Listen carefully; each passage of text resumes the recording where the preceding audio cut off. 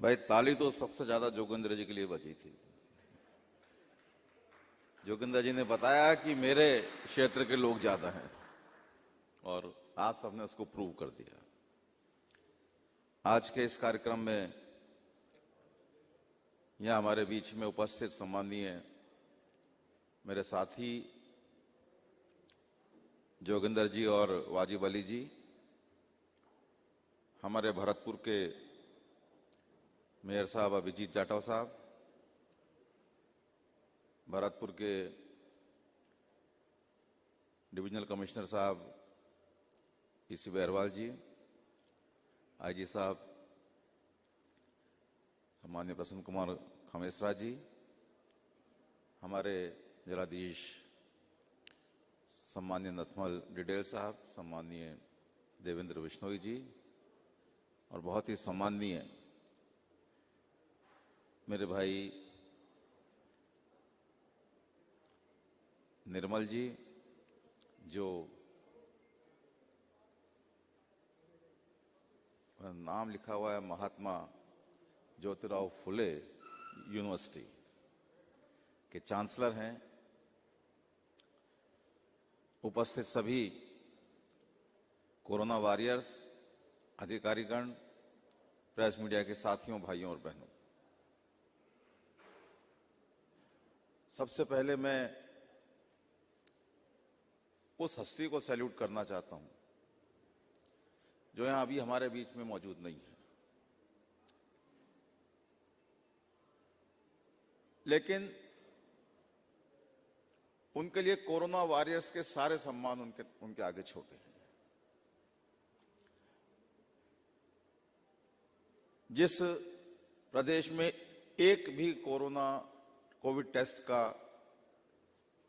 की संभावना नहीं थी, कोई जांच नहीं हो सकती थी, वहां 60,000 जांचों की आज हमारी कैपेसिटी उन्होंने बना दी। जिस व्यक्तित्व ने कोरोना से लड़ने में वो दमखम दिखाया कि विरोधी दल के होने के बावजूद भी प्रधानमंत्री जी को उनकी तारीफ करनी पड़ी। जिस व्यक्तित्व ने ये घोषणा की हो कि मैं राजस्थान में किसी को भूखा नहीं सोने दूंगा,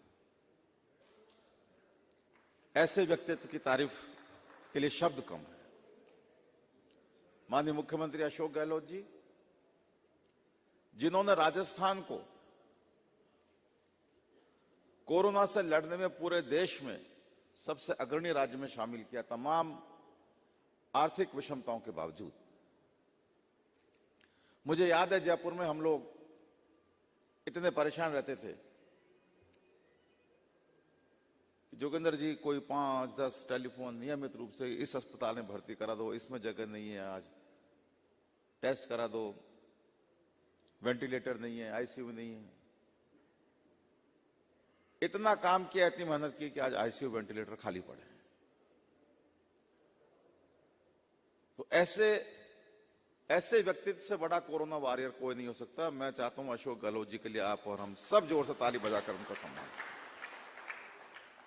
जिनके नेतृत्व में हम सब लड़ रहे हैं, कोरोना से लड़ रहे हैं, और जिन्होंने इस बात की चिंता नहीं की कौन एमएलए, कौन नेता किस पार्टी का है, किस पार्टी का नहीं। 200 से ज्यादा वीसी जिन्होंने की, सारे दलों के लोगों को उन्होंने शामिल किया। इवन ये पुलिस अधिकारी बैठे हैं, कांस्टेबल तक से उन्होंने डायरेक्ट वीसी में बात की। इससे बड़ी बात नहीं हो सकती। तो सारे तमाम जो कोरोना वॉरियर्स के जो पुरस्कार हैं उनके आगे फीके हैं, लेकिन सम्मान का तो अपना एक अलग महत्व होता है। फर्स्ट इंडिया न्यूज को मैं धन्यवाद देना चाहता हूं। मैं जब जयपुर में इस कार्यक्रम में गया था कोरोना वॉरियर्स के सम्मान में, तब भी मैंने जगदीश चंद्र जी से, जिन्हें हम तो जगदीश कातिल साहब कहते हैं, मैं उनसे बहुत बचपन से जुड़ा हुआ हूं, तो उनको भाई साहब ही कहता हूं। उनका भाई साहब, आप जो ट्रेंड आप शुरू करते हो वो ट्रेंड बन जाता है। पहले हम देखा करते थे, जब पट्टियों की शुरुआत जो न्यूज के नीचे जो करी वो कातिल साहब ने की, हम लोग हंसते थे, यार ये क्या पट्टियां हैं।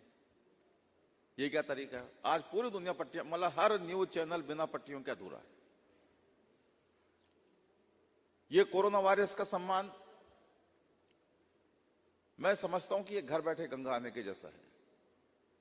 आज जब हम लोगों को आमंत्रित नहीं कर सकते, बड़ी संख्या में कार्यक्रम नहीं कर सकते, एसपी कलेक्टर साहब, एसपी साहब परमिशन नहीं दे सकते बड़े कार्यक्रम की, तो वैसे भी चैनल और समाचार के जो साधन हैं, समाचार पत्रों, इलेक्ट्रॉनिक मीडिया और चैनलों, वो बेस्ट जरिया है और उनसे ज्यादा पहुंच किसी की नहीं होती। हम कार्यक्रम करते हैं, हम चाहते हैं कि कोई अखबार का प्रतिनिधि आ जाए, हम चाहते हैं कि कोई चैनल का प्रतिनिधि आ जाए, और बहुत बड़ी बात हो जाए कोई चैनल उसको लाइव कवर कर ले तो। लेकिन आज घर बैठे गंगा, ये आपका सम्मान करने के, जिन कोरोना वॉरियर्स का सम्मान पूरे प्रदेश में फर्स्ट इंडिया न्यूज कर रहा है, घर बैठे गंगा, ये फर्स्ट इंडिया न्यूज उनका सम्मान करके अपने आप सब जगह दिखा रहा है, जो दिखाया जाना संभव नहीं था। और मैं ये भी इस बात की भी तारीफ करना चाहता हूं कि सफाई कर्मचारी से लेकर प्रशासनिक अधिकारियों तक कोई ऐसा वर्ग आपने नहीं छोड़ा। योगेश जी, माथुर साहब और गणेश जी, तीन आपके है ना,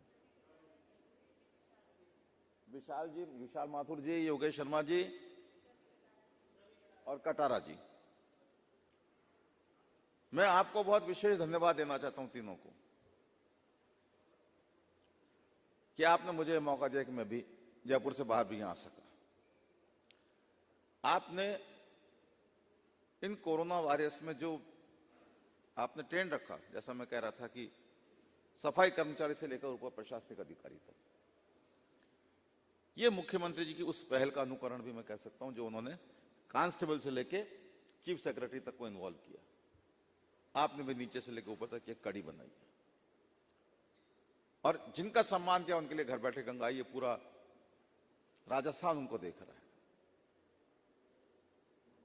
तो मैं आप सबको बधाई देना चाहता हूं, जगदीश कातिल जी को, उनकी पूरी टीम जो 3 नाम यहां लिए, और ये एंकर, इनका नाम मैं जानता नहीं, आयुष जी बहुत अच्छी एंकरिंग कर रही हैं, और सारे आप तमाम लोग जो यहां बैठे हैं, कि हम इस शानदार कार्यक्रम के भागीदार बन सके। और मुझे उम्मीद है कि प्रेरणा लेकर अन्य लोग जो अब तक ऐसे कार्यक्रम आयोजित नहीं कर सके हैं, वो भी ऐसे कार्यक्रम आयोजित करेंगे। मैं जो कोरोना वॉरियर्स